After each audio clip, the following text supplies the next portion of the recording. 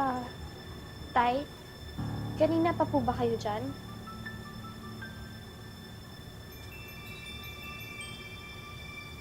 Magbihis ka na. Paalis na nanay mo.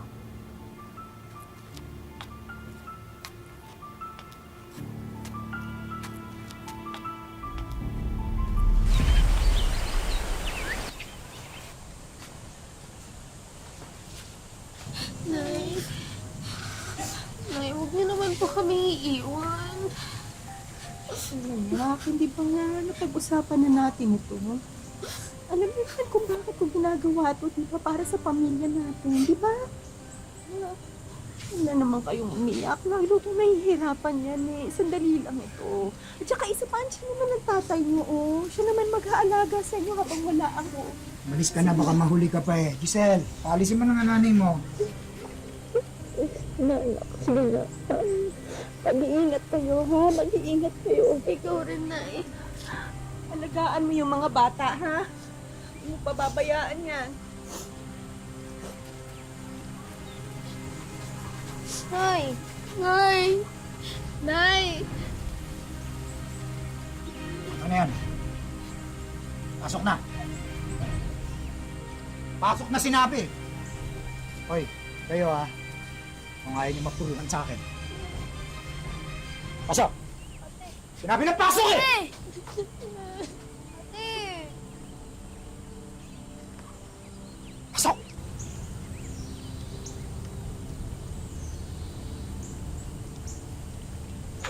Pasok! Diyan ka!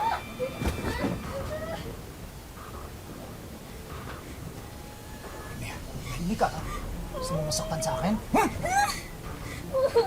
Barmea, wala na ang nanay mo. Hindi na babalik yun, kaya ako na masusunod sa bahay na to. Sasaktan ka sa akin.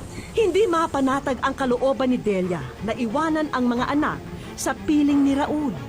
Parang may pumipigil sa kanyang umalis. Ano ka?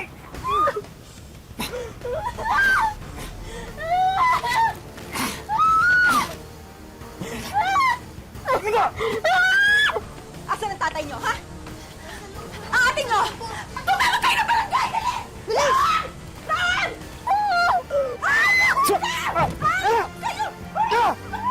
Ano ba? Walang iyakan, demonyo! Ang ganyan palang ginagawa mo sa anak natin! Anong ginagawa? Iyakan, demonyo ka! Sarili mo naman ng sarili mong dugo! Bakit? Ano nagawa yun? Eh, ikaw! Anong ginagawa mo? Umalis ka! Dahil mukha kang pera, nagmamalinis ka ba? Tumimik ka! Masasaktan ka sa akin! Ano po sila sa loob? Tumahimik ka ha! Ayo! Huli siya! Ay, ka rito! Tama sa amin! Walang iyak ka talaga! Ayop ka talaga! Kaya mo dapat ba kayo nakikailam dito? Sumama! Ba't ba kayo nakikailam dito? Away ng pamilya! Isang malupit at mapang-abusong ama nawalay sa ina nang dahil sa kahirapan. Mga kapatid na tanging sa kanya lang umaasa. Ito po ang buhay ni Giselle. Bahagi ng kanyang pagdadalaga ang samot-saring mga pagsubok. Magbago na kaya ang kanilang kapalaran ngayong makikituloy na sila sa kanilang kamag-anak?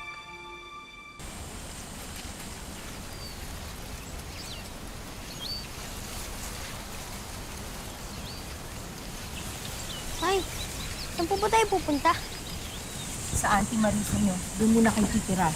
Hindi po ba masungod yung asawa niyo? Actually dito, hindi naman siguro. Tsaka nandun naman yung Auntie Marisa niyo. Siya mag-aalaga sa inyo, ha? Pansamantala lang to. Hindi ka na.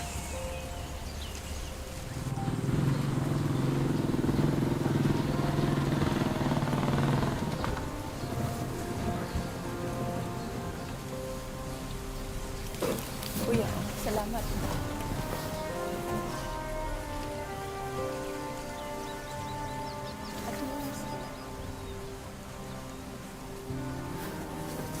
Kuya, Balitaan ko nangyari.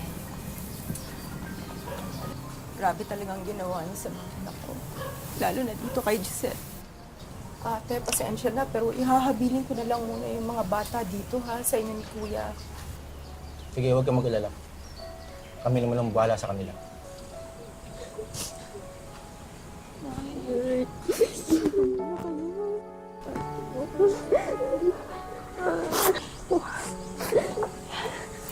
ha. Sabi mo lagi yan ha. Pagkatatag ka. Nay, kailangan ka na mga kapatid ko.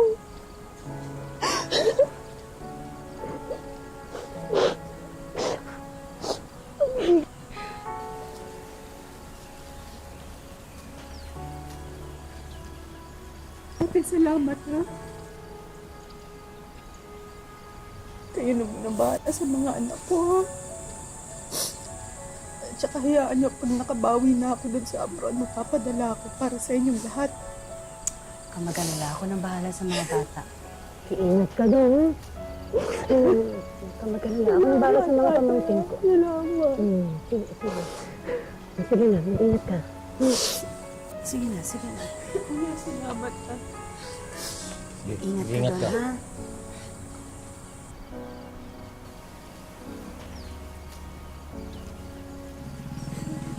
Sige na, tama na yan. Huwag na makulit. Papasukin mo na nga yan. Naririndi na ako sa iyakan yan eh. Pumasok na kayo.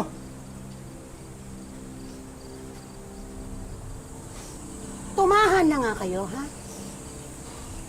Pero ito usapan natin, ha? Tutulong kayo dito sa gawaing bahay. Lalo ka na, Giselle. Dahil ikaw ang pinakamatanda. Po, Auntie.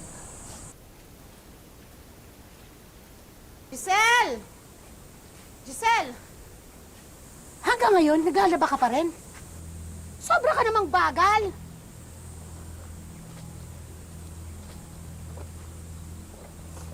Ano ba naman to? Bakit may amoy yan? Ha? Hindi ka pa tinuruan ng nanay mo paano maglaba? Kailangan lahat ituro ko sa'yo, ha? Kakainis ka? Ano to? Pasensya na po, hindi ko po kasi namalayan na, Alam mo bang kabibili ko lang yan? Nahawahan na? Gusto mo matuto maglaba? Sige, tuturuan kita maglaba. Alam mo ba kung paano magkula? Ganito magkula! Ayan ang pagkukula! Yan! Yan! Ano? Ulitin mo yan lahat! Ulitin mo yan lahat! Wala kang kwenta!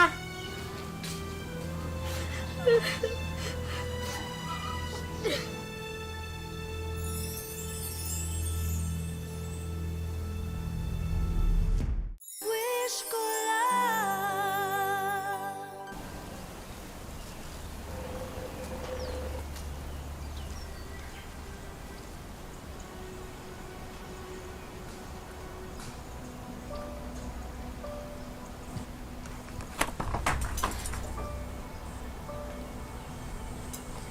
Ang tigas din ang ulo mo, no? Di ba sinabi ko, hugasan mo yung mga pinagkainan, ha? Iipisin tayo? Pasensya na po, Auntie. Hindi pa po kasi ako tapos magplansya pero isusunod ko na po. Oo niya namang ginawa ng isa na yan. Simpleng paghuhugas lang, hindi mo magawa, ha? Damputin mo yan! Damputin mo yan! Damputin mo yan! Kabagal-bagal! Kaya naiipunan ng gawain eh! Kuha mo nga ako ng tubig. Hoy, kinakausap kita. Ikuha mo nga ako ng tubig. Opo, ito na po. Pakibilisan lang, oh. Tingnan mo. Ang bagal, di ba? Parang senyorita. Hoy, bilisan mo! Kaya ka naiipunan ng gawain. Pag ako nainis sa inyo, pakakainin ko kayo ng mga ipis dito eh. Makita nyo eh! Sige na, ligpitin mo na yan. Tigilan mo na yung iyak-iyak na yan, ha? Sumakasakit ang ulo ko sa kakaiyak na yan. Kayo naman may kasalanan yan, eh.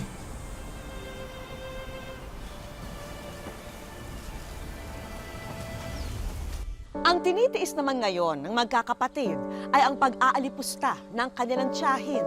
Ang dapat sana mag-aalaga sa kanila, itinuring silang parang mga alila. Oh, Uncle, papasok na po kami. sige. Pwede po ba kami makahingi ng pamasahe? Oh, ano to? Bakit? Anong meron? Humihingi ng pamasahe. Mabuti yung bibigay ako sa kanila. Komedyante ka? Nagpapatawa ka? Alam niyo bang 3 buwan na kayong nandito? Pero hanggang ngayon hindi pa rin nagpapadala yung magaling ninyong ina? Anong akala niyo sa amin, ha? Mayaman? Ewan ko ba dyan sa nanay ninyo? Bakit kayo pinagsisiksikan sa akin dito?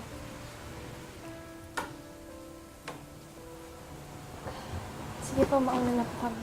Pep, anong mauunang pinagsasabi mo? Papasukin mo yung 2 na yan, pero ikaw maiwan ka dito.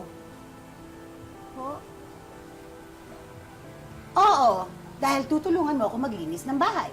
Ate, Tulong, kita mo rito. di ba may exam kayo ngayon?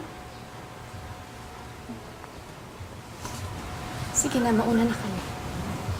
Sige na, pumasok na kayo. Sige na. Hoy, kayong 2 paslit. Alis, tsupe, pumasok na kayo. Bilis.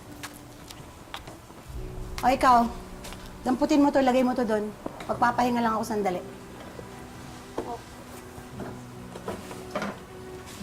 Init? Oh, to. Ano to? Ano yan? Eh di sa kanila. Uy! Sige, ako nang bahala dito. Aga-aga tong mga batang to, pinaiinit yung ulo ko. Eh, ikaw naman kasi laging ganyan ka na lang eh. O, anong tinitingin-tingin mo dyan? Gawin mo na yung pinagagawa sa'yo. Maya, magilitikan ka na naman yan eh. Bagamat hirap na silang magkakapatid, itinago pa rin ni Giselle ang tunay na kalagayan nila mula sa magulang. Dahil alam din niyang naghihirap din ang ina sa ibang bansa. Kaya sa ngayon, kinailangan niyang maging ama at ina kina Jepoy at Potpot. Ate. Jepoy, Oy, Jepoy, halika nga rito. Huwag yung para ka senyorito dyan. Please. bakit po? Napapagawa ako. Auntie, ano po yung gagawin? Ako na lang po gagawa. Hoy, ikaw tumigil ka nga, ha? Pagpatuloy mo yung pinagagawa ko sa'yo, kaya nasa spoil tong kapatid mo eh. Halika rito, masahihin mo ako. Baba mo yung bag mo. Opo, Auntie. Bilis! Ang bagal. Ay, yan, sarap. Diinan mo. Sobrang nakakapagod itong araw na to. Init pa. Aray, leche ka! Sinasadya mo ba, ha? Auntie, huwag niyo naman saktan yung kapatid Ano ko. pinagsasabi mo? Ha? Pinagtatanggol mo pa yung kapatid mo, ha? Auntie, hindi naman niya alam yung ginagawa niya eh. Huwag niyo naman po sana siyang saktan. Anong hindi? Eh, ang tanda-tanda na niyan, ha? Ang init-init na nga, pinapainit niyo pa yung ulo ko? Pumasok kayo sa loob! Huwag kayong lalabas at hindi ko kayo pinalalabas. Pumasok kayo sa loob! Hindi naman po niya alam yung ginagawa. Pasok!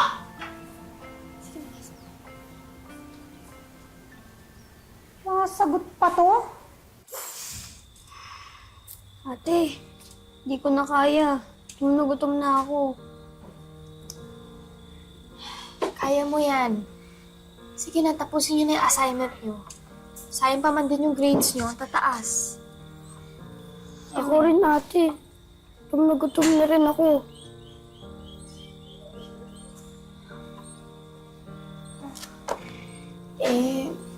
Sinabi ni auntie na bawal tayo lumabas dito eh. Ate, nahihilo na talaga ako eh.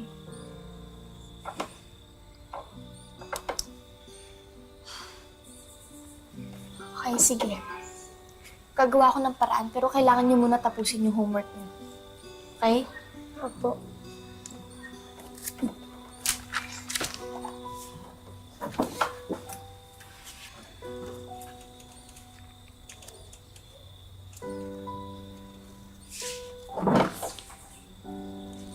Hindi matitiis ni Giselle na makitang nagugutom ang mga kapatid. Kaya gagawa siya ng paraan kahit alam niyang ikagagalit pa ito ng tiyahin niya.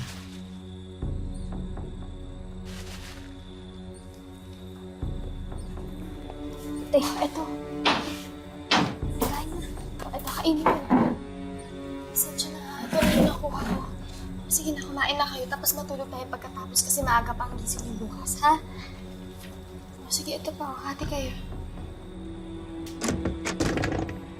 Sige na, Lisa. Kisa na kumain. Tulog. Bilis.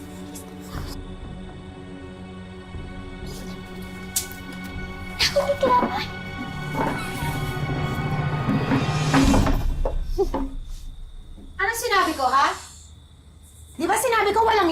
sa inyo ng kwartong to? Pero anong ginawa ninyo? Ha? Ninakawan niyo ako ng pagkain? Ate, pasensya po. Nagugutom na po kasi yung kapatid ko eh. Nagugutom? Nagugutom, ha? Eh, ang lalaki niyo mga kapatid mo. Nagugutom? Talagang ang titigas. Wala kayong ginawa ko ni Kunsonera ko. Sinasalang ka! Ha? Bukas kaya kayo nanay niyo may nagagawa para sa akin. Eh, wala! So kayo nakamalawa! Ha? Mga leche kayo! Mga leche kayo!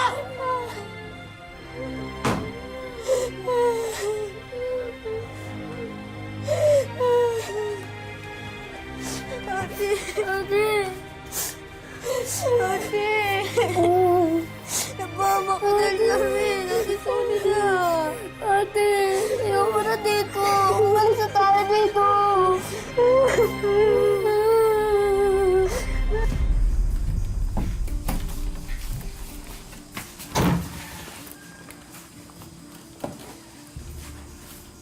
Ate, tara. Tulog sila.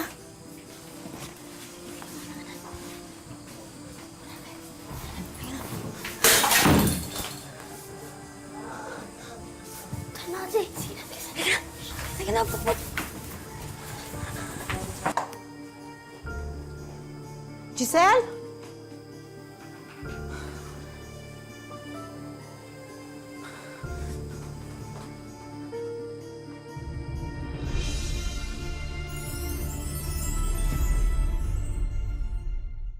Wish ko lang.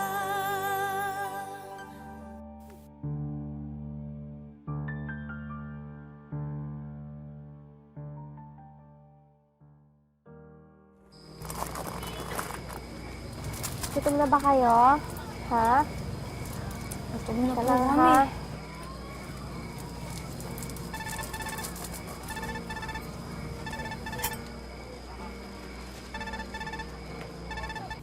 Hello, anak. Giselle. Kamusta na kayo? Nay, okay naman po kami. Kinakaya naman po namin dito.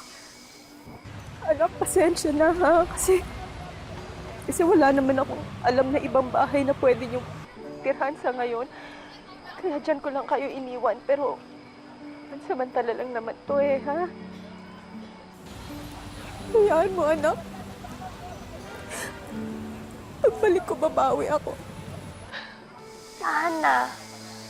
Kayo na lagi kayo mag-iingat dyan, ha? Sige, anak. I love you. Mahal ko kayo, ha? Bye-bye. Upang lubos na matustusan ang kanilang mga pangangailangan, naisipan ni Giselle na gamitin ang pinadalang kaunting pera ng ina para gawing puhunan sa maliit na negosyo.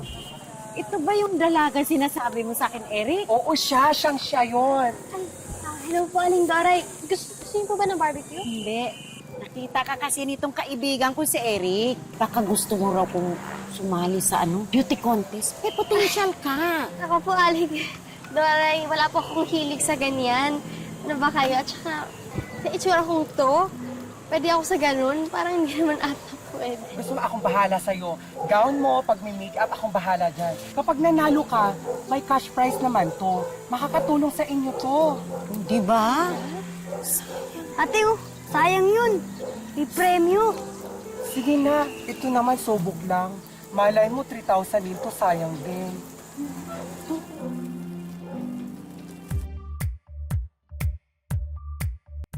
Sa kabutihang palad, sinuwerte si Giselle na dahil sa kanyang determinasyong maiuwi ang premyo at magwagi, nagwagi rin si Giselle sa kanyang kauna-unahang beauty pageant na sinalihan.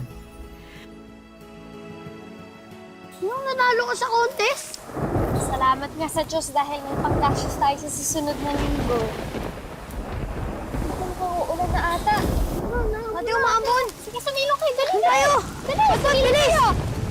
Pero sa kanyang pagbaba ng entablado, tuloy pa rin ang takbo ng kamalasan.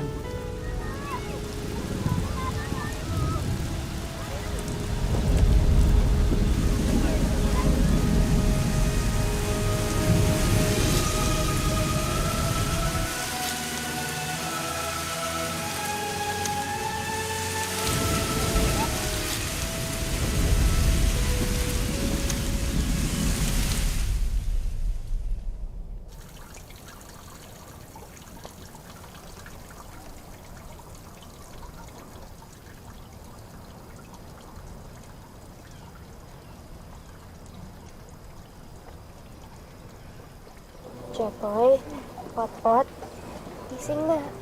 Ate. Gising na. Ate, may bagyo pa ba? Wala na. Sabi ko sa'yo, lilipas din yun eh. Ate, ano na pong gagawin natin sa bahay? Sira-sira na po eh. Eh di, tulungan-tulungan natin. Diba? Maayos na naman natin to eh. Kaya ba natin yun? Oo naman. Kahit ano, kakayanin natin. Lipas din to, okay? O, sige na. Gising na kayo, magligpit na tayo, ha? Sige na, Pot-Pot.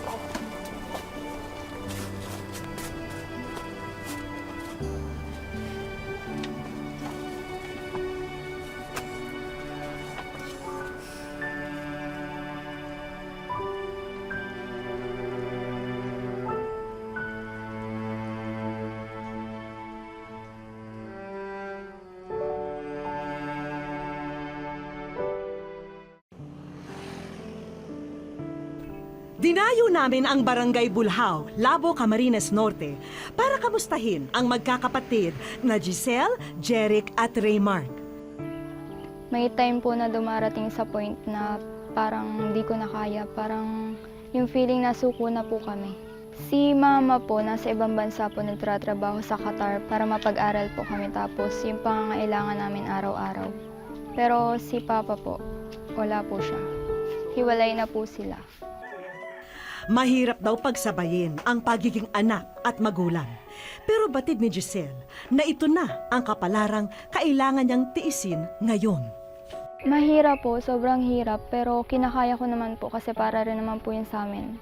Para maging okay po kami. Para may mag-alalay din po sa kanila. Ate, salamat sa pag-aalaga mo sa amin at sa pagmamahal at sa pagbibigay suporta sa mga ginagawa namin. Naawa ko kay ate kapag napapagod na siya. Kasi ang dami niyang ginagawa amin magkakapatid. I love you, ate. Huwag sana magsasawang mahalin. Alagaan kami.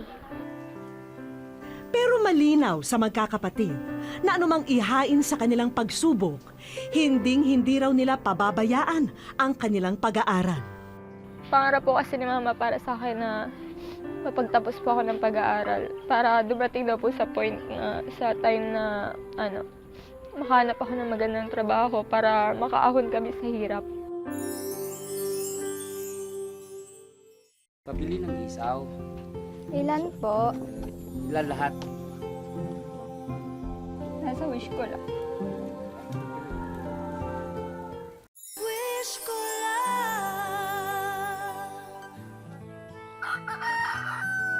Kinabukasan, maagang nagbenta ng inihaw ang magkakapatid. Pabili ng isaw. Ilan po? Ilan lahat? 45.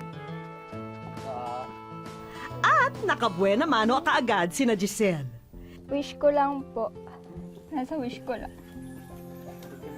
Hindi na napigilan ni Giselle ang maluha sa nakita. Masaya po. Sobrang saya po. Handa na ba kayo sa mga sorpresang naghihintay sa inyo? Hindi makapaniwala ang magkakapatid sa samot-saring regalo na tumambad sa kanila. Unang-una po, nagpapasalamat po ako kay God kasi nadinig po niya yung prayer ko, yung panalangin ko po. Tapos, nagpapasalamat po ako sa programa, wish ko lang. Malaki po kasi isa na rin po ito sa mapagkukunan namin ng pandagdag sa kabuhayan namin. Unahin na natin ang mga karagdagang gamit para sa inyong tahanan. Narito ang ilang laruan at gadgets para kina Jeric at Raymark.